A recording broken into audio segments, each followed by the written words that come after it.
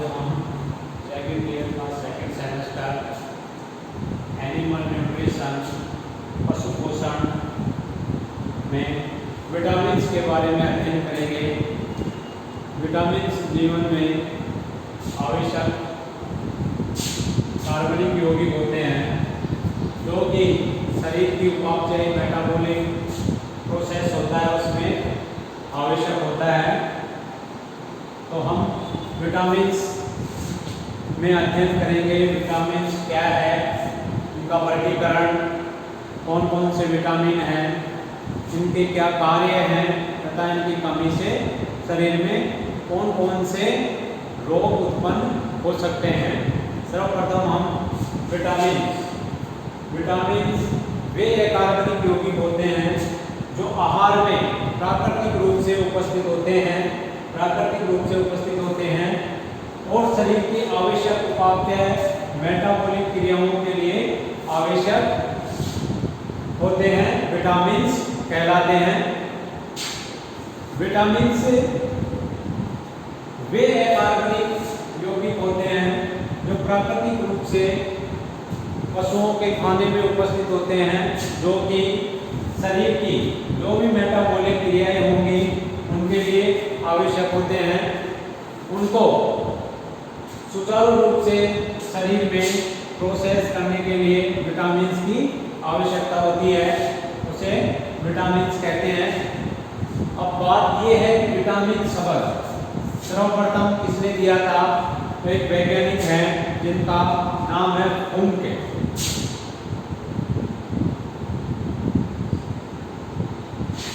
सर्वप्रथम नाम दिया विटामिन फुंक ने विटामिन शब्द का उपयोग किया 1912 में। फिर इनका वर्गीकरण विटामिन्स को उसकी घुलनशीलता के आधार पर दो भागों में बांटा गया है। एक तो पानी में घुलनशील विटामिन, वे विटामिन जो पानी में आसानी से घुल जाते हैं। दूसरा है वसा में घुलनशील विटामिन, वे विटामिन जो वसा में घुलनशील होंगे। ये दो प्रकार से बांटा गया है। ये इसकी घुलनशीलता के आधार पर बांटा गया है। इसी प्रकार से इनकी क्रिया पाचन व अवशोषण में बाइल व वसा, ये वसा में घुलनशील और पानी में घुलनशील में आंतों द्वारा आसानी से वसा द्वारा पानी द्वारा आंतों में अवशोषण के आधार पर। उसी प्रकार से उत्सर्जन की क्रिया में ले तो उत्सर्जन की क्रिया में वसा में घुलनशील उत्सर्जन की क्रिया में मल द्वारा, और दूसरा है पानी में घुलनशील में उत्सर्जन में पेशाब द्वारा हम बाहर निकालते हैं। दूसरा है, अब हम विटामिन्स में दो प्रकार की घुलनशीलता, पानी में घुलनशील और वसा में घुलनशील विटामिन्स।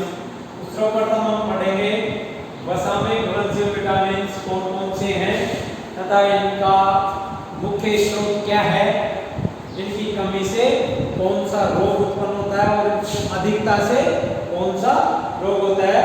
वसा में घुलनशील विटामिन्स कौन कौन से हैं, विटामिन ए, डी, ई और के, ये है वसा में घुलनशील विटामिन। और पानी में कौन कौन से विटामिन घुलनशील है, विटामिन सी और विटामिन बी कॉम्प्लेक्स, जिसमें 4 या 5 प्रकार आएंगे।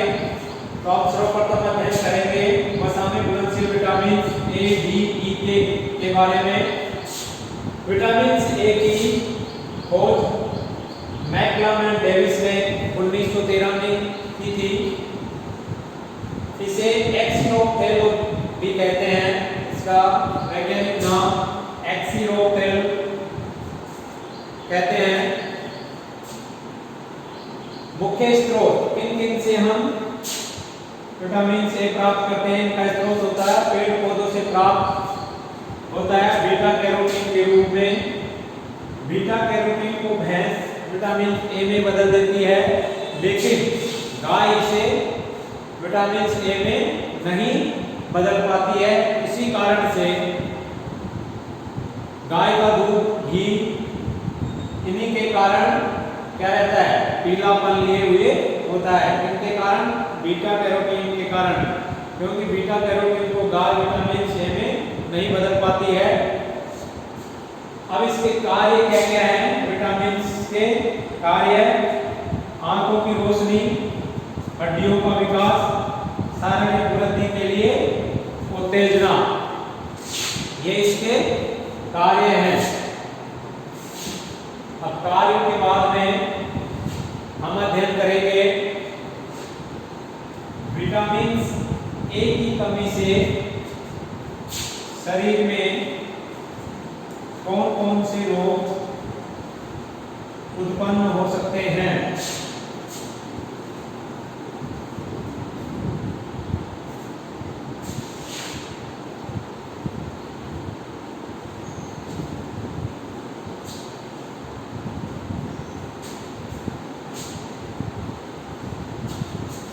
विटामिन ए की कमी के कारण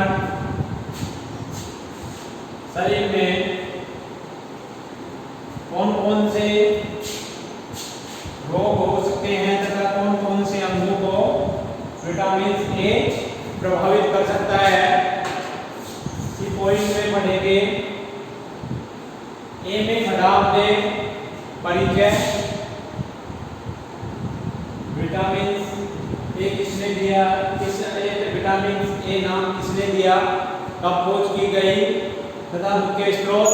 दूसरा इनके कार्य: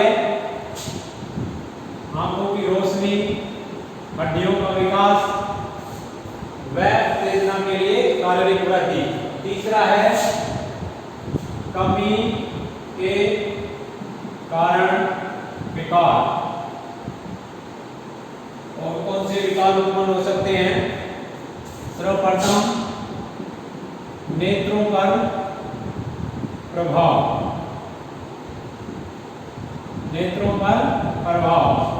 विटामिन ए की कमी के कारण, जब विटामिन ए की कमी होती है तो रतौंधी नामक रोग, रतौंधी जिसे हम नाइट ब्लाइंडनेस भी कहते हैं, हो जाएगा। लंबे समय तक इस विटामिन की कमी होने के कारण कॉर्निया कठोर हो जाता है। इसमें क्या होगा? कॉर्निया कठोर हो जाता है। अधिक समय तक विटामिन सी की पूर्ति नहीं होने के कारण इस रोग को जीरोथैल्मिया कहते हैं। इस रोग को जीरोथैल्मिया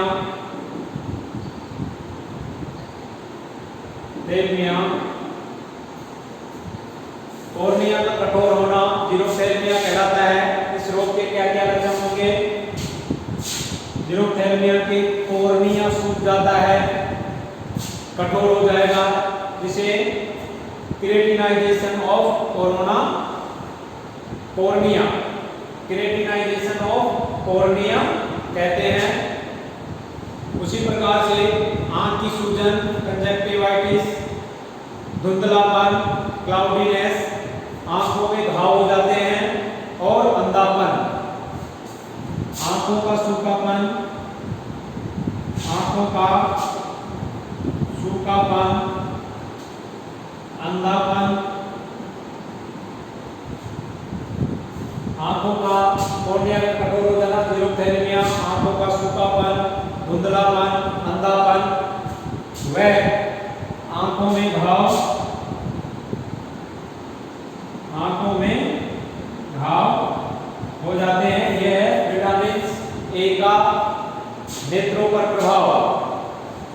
इसके अलावा बिटोटस स्पॉट्स, आंख की श्लेष्मा में बदलाव आने को बिटोटस, एक होता है बिटोटस स्पॉट, बिटोटस स्पॉट आंख की श्लेष्मा में, आंख की श्लेष्मा में बदलाव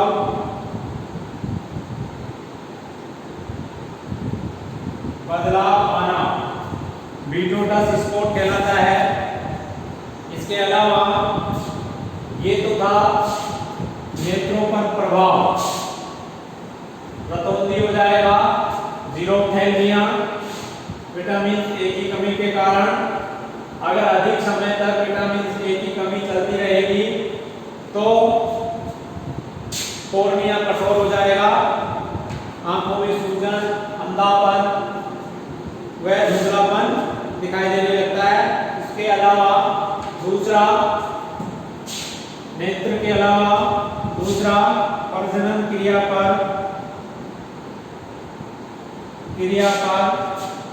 असर,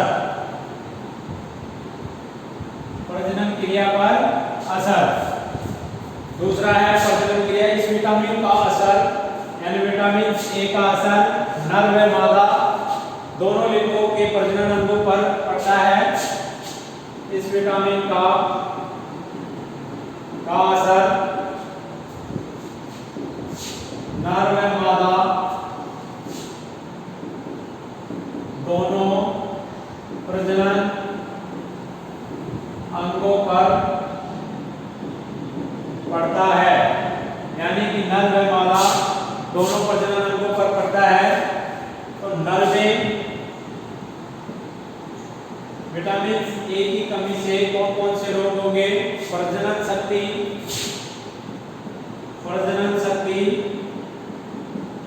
क्षीण हो जाएगी, प्रजनन शक्ति में कमी हो जाएगी। विटामिन सी की कमी के कारण नर में प्रजनन शक्ति, स्पर्म की संख्या में कमी। दूसरा है स्पर्म की संख्या में कमी, स्पर्म की मोर्टेलिटी,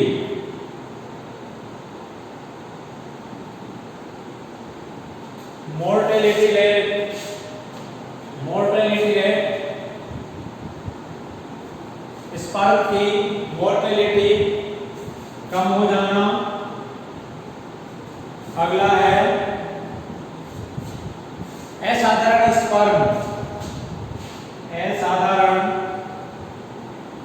स्पर्म की संख्या का बढ़ जाना। ये होता है नर में विटामिन ए की कमी के कारण। इसी के विपरीत हम मादा में विटामिन सी की कमी के कारण प्रजनन क्रिया मादा में क्या क्या इफेक्ट होगा? असामयिक मद आने लगेंगे, यानी कि समय निश्चित नहीं होगा मद प्रक्रिया का। कमजोर व विकृत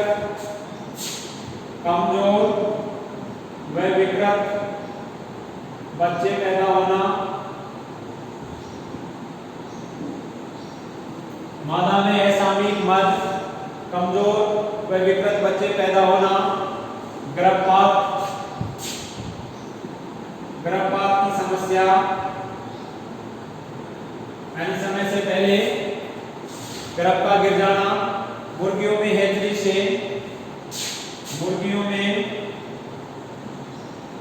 हेचरी से विकृत बच्चों का जन्म होना। ये होगा विटामिन ए की कमी के कारण नर व मादा में कौन से विकार उत्पन्न होंगे। इसी प्रकार से तीसरा हम अध्ययन करेंगे तंत्रिका तंत्र पर विटामिन ए की कमी से क्या प्रभाव पड़ता है।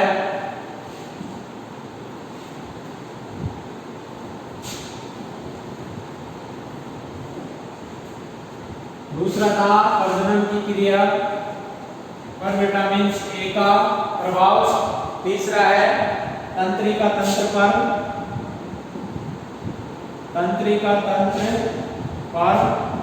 प्रभाव विटामिन ए की कमी से।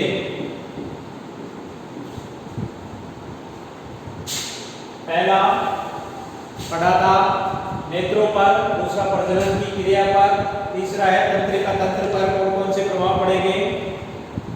तंत्रिका तंत्र पर विटामिन ए की कमी से जब खोपड़ी की हड्डियों का विकास होता है तो मस्तिष्क पर उनमें द्रव का दबाव बढ़ जाता है तथा एटेक्सिया नामक रोग के लक्षण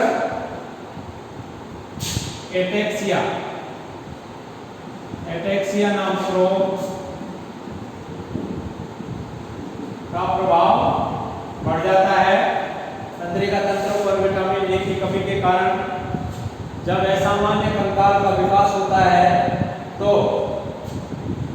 खोपड़ी की हड्डियों का निर्माण होता है। जब मस्तिष्क पर उसके द्रव का दबाव बढ़ जाता है, द्रव का दबाव बढ़ने के कारण एटेक्सिया नामक रोग के लक्षण प्रकट होने लगते हैं। ये था तंत्रिका तंत्र की कमी के कारण कौन सा रोग। अब है चौथा त्वचा पर प्रभाव। त्वचा में विटामिन ए की कमी से त्वचा सूखी दिखाई देती है, मॉइस्चर खत्म हो जाता है, वह खुरदरी हो जाएगी। खुरदरी, त्वचा सूखी व खुरदरी दिखाई देती है और दाने पड़ जाते हैं। इसी प्रकार अब हम आगे अध्ययन करेंगे विटामिन के स्रोत, कौन कौन से स्रोतों से हम इन कमियों को दूर कर सकते हैं। कमी के कारण विकार पढ़ लिए। अब इनको विटामिन ए को किन स्रोतों के द्वारा हम प्राप्त कर सकते हैं। स्रोत में जो भी हम पेड़ पौधों से प्राप्त करते हैं उनमें कैरोटीन विटामिन ए का पूर्वगामी है। कैरोटीन विटामिन ए का पूर्वगामी है। विटामिन ए का पूर्वगामी है जो निम्न होता है। ये किनसे प्राप्त होगा? गाजर, पीली मक्का,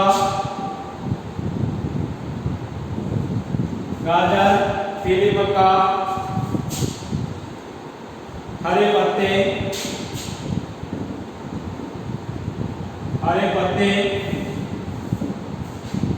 गाजर के द्वारा हम विटामिन की पूर्ति कर सकते हैं। पीली मक्का, यकृत व्रक,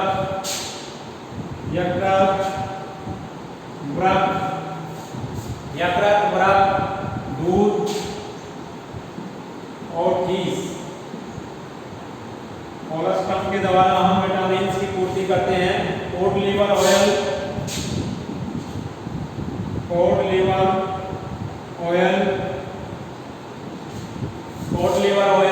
अंडे का योग,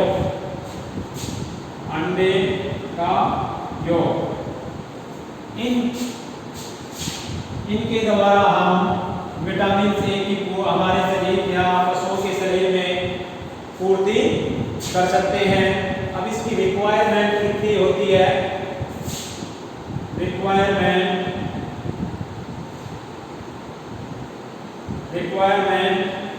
कितनी होगी? गाय में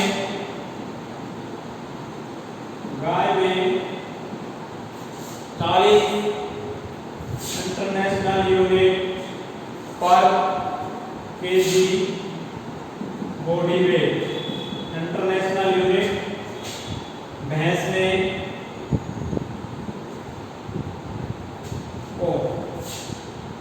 घोड़े में, गाय में और भैंस में समकक्ष, घोड़े में 100 से 200 इंटरनेशनल यूनिट पर केजी बॉडी वेट। इसके अलावा शीप एंड गोट में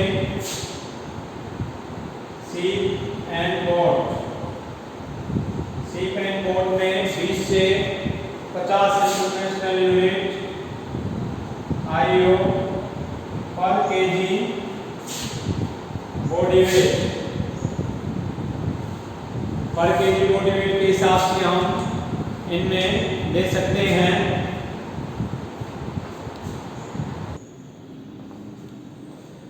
विटामिन ए कितनी मात्रा में किस पशु को देना है वो देख लिया। गाय में 40 इंटरनेशनल यूनिट ऑफ पर केजी बॉडी वेट के हिसाब से, उसी प्रकार से घोड़े में 100 से 200 IU, शीप एंड गोट में 50 से 20 से 50 IU। इसी प्रकार से आप वसा में घुलनशील विटामिन ए के बाद में डी का सामान्य परिचय के रूप में खोज मैकलम ने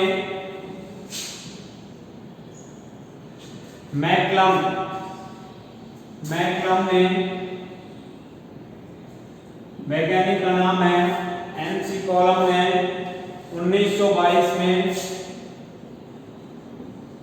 की। विटामिन डी की खोज आहार के उपयोगिता के आधार पर यह 2 प्रकार के होते हैं। विटामिन आहार के उपयोग के आधार पर D2 है, D3। इनका ऑर्गेनिक नेम इरेगो कैल्सिफेरॉल या इरेगो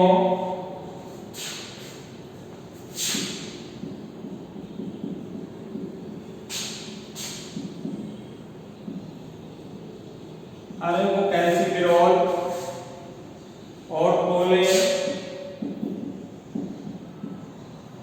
कैल्सिफेरॉल, ये इनके रासायनिक नाम है। D2 है, D3। विटामिन डी को आहार के उपयोगिता के आधार पर D2 है, D3 में बांटा गया है, जिसमें D2 को अरेगो कैल्सिफेरॉल और पोले कैल्सिफेरॉल के रासायनिक नाम है। विटामिन डी को हम सूर्य की रोशनी में उपस्थित अल्ट्रावायलेट किरणों के शरीर में संश्लेषण किया जा सकता है। विटामिन डी की पूर्ति सूर्य से आने वाले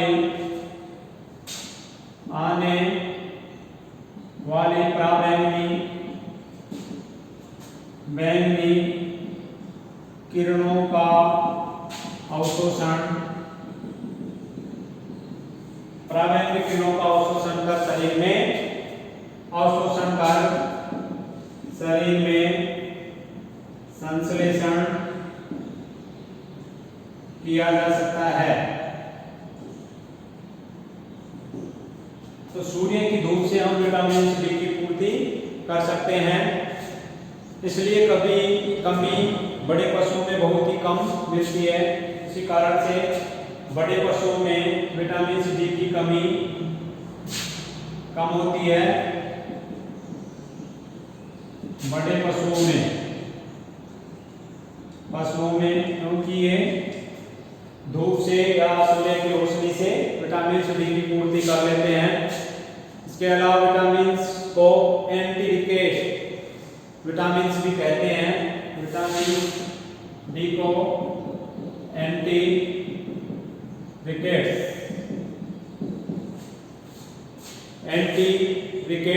विटामिन भी कह सकते हैं। एंटी विटामिन रिकेट्स भी कह सकते हैं विटामिन डी को। अब इसके कार्य, विटामिन डी के हमारे शरीर में क्या क्या कार्य हैं। विटामिन डी का पशुओं के शरीर में विटामिन डी का कार्य, पशुओं में यह आंतों में कैल्शियम व मैग्नीशियम। विटामिन डी के कार्य कैल्शियम व आंतों में कैल्शियम व फास्फोरस। विटामिन डी का कार्य है कैल्शियम फास्फोरस के अवशोषण में।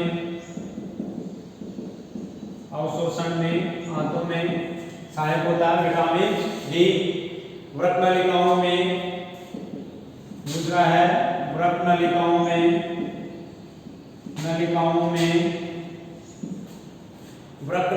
में फास्फोरस का पुनः अवशोषण करने में सहायक होता है। वृक्क नलिकाओं में ये विटामिन मदद करता है। विटामिन डी आंत में फाइटेज एंजाइम की क्रिया को बढ़ा देता है। यह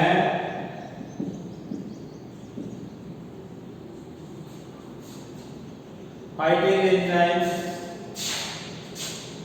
एंजाइम्स की क्रिया को बढ़ा देता है।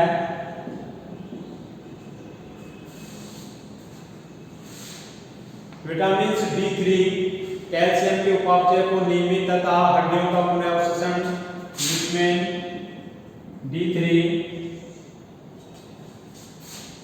विटामिन D3 कैल्शियम के उपापचय को बढ़ा देता है। उपापचय को नियमित हड्डियों का पुनः निर्माण करता है या उपापचय को बढ़ा देता है। वह हड्डियों के निर्माण में सहायक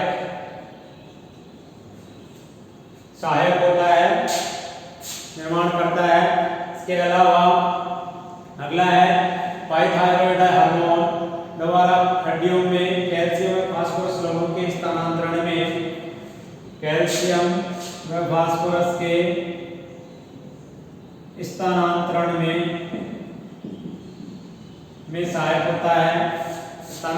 सहायक होता है। विटामिन डी कैल्शियम व फास्फोरस का आंतों में निर्गमीकरण में भी मदद करता है। यह कैल्शियम व फास्फोरस आंतों में निर्गमीकरण में भी सहायक होता है। इसलिए विभिन्न कार्यों को देखते हुए विटामिन डी पशुओं के शरीर के लिए अति आवश्यक विटामिन है। अब देखेंगे कि कार्य के बाद में विटामिन डी को एंटी रिकेट्स विटामिन भी कह सकते हैं। इनके कार्य कौन कौन से हैं?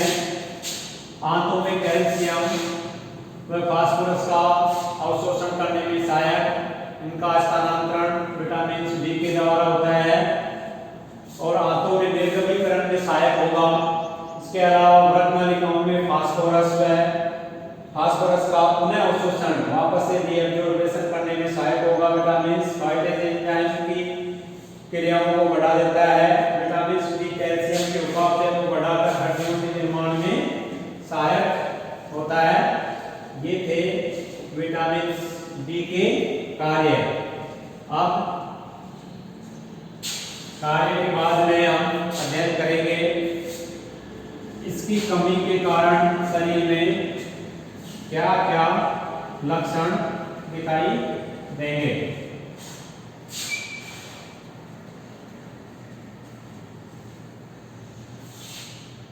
ये था विटामिन डी। इसकी कमी के लक्षण। कमी के लक्षणों में विटामिन डी की कमी से युवा पशुओं में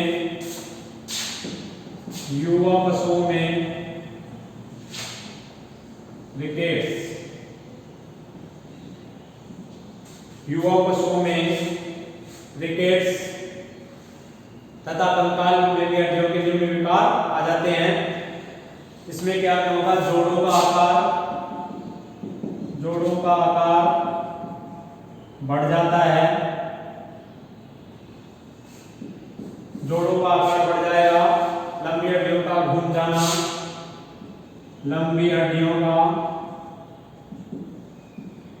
जाना, मुड़ जाना।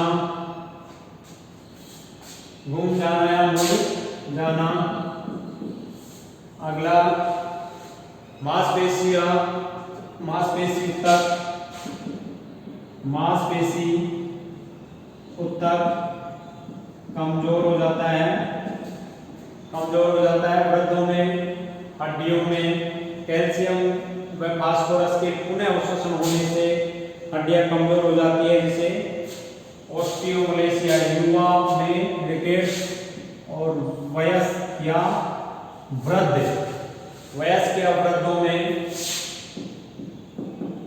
वृद्धों में ऑस्टियोमलेशिया नामक रोग हो जाता है, ऑस्टियोमलेशिया।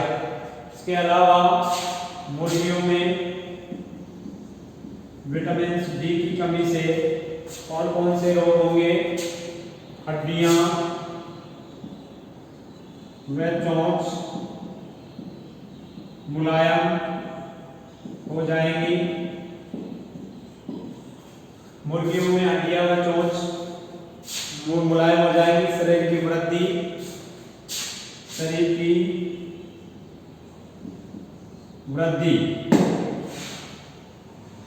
वृद्धि रुक जाती है,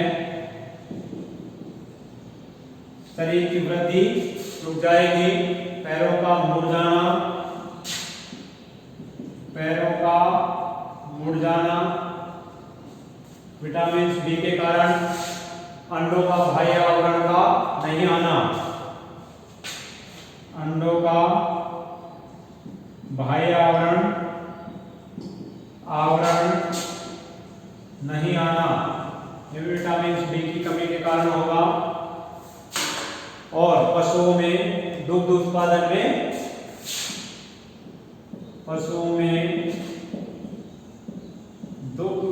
में कमी हो जाती है। ये होता है विटामिन डी की कमी के लक्षण। अब इसकी आवश्यकता क्या क्या है? कितनी आवश्यकता शरीर में होनी चाहिए विटामिन डी की?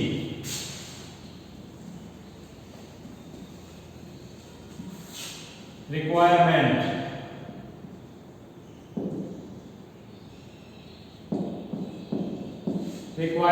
में लैक्टेशन यानी दुधारू गाय, लैक्टेटिंग काऊ में 30 इंटरनेशनल IU पर केजी, दुधारू गाय में पर केजी बॉडी वेट के हिसाब से दे सकते हैं। उसके अलावा पिगलेट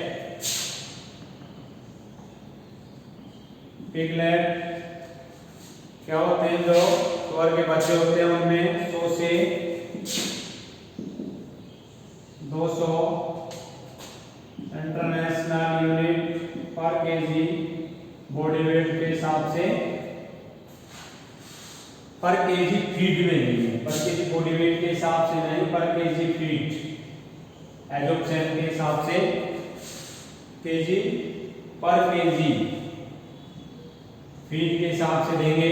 पिगलेट में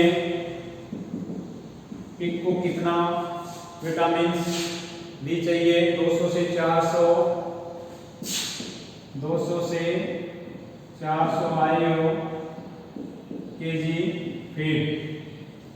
इसी प्रकार से पोल्ट्री में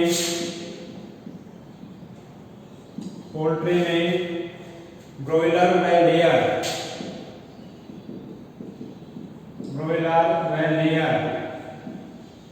इन दोनों में विटामिन की अलग अलग मात्रा चाहिए। 200 और इसमें 600। फीड में देंगे ICU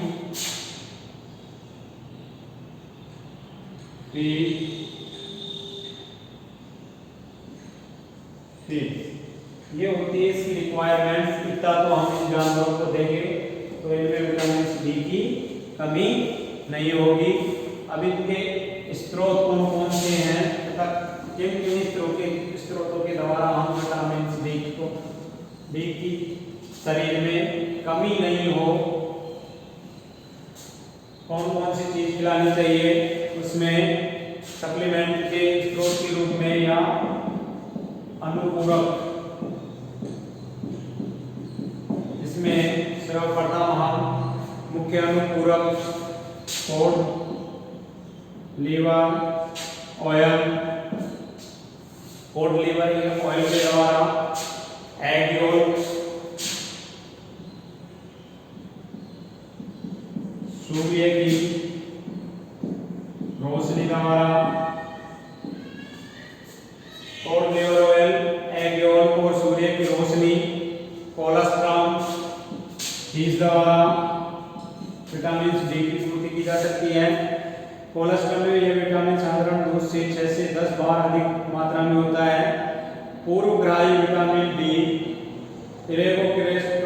इरेगोस्ट्रॉल जो त्वचा में होता है, सूर्य को रोशनी में अल्ट्रावायलेट किरणों के सूर्य की रोशनी में पराबैंगनी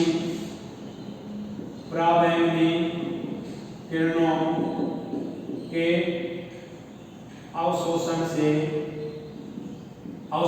कर विटामिन डी का संश्लेषण कर लिया जाता है। ये था विटामिन, और विटामिन के दो प्रकार, विटामिन ए और विटामिन डी। इसके बाद बच्चे अगली क्लास में देखेंगे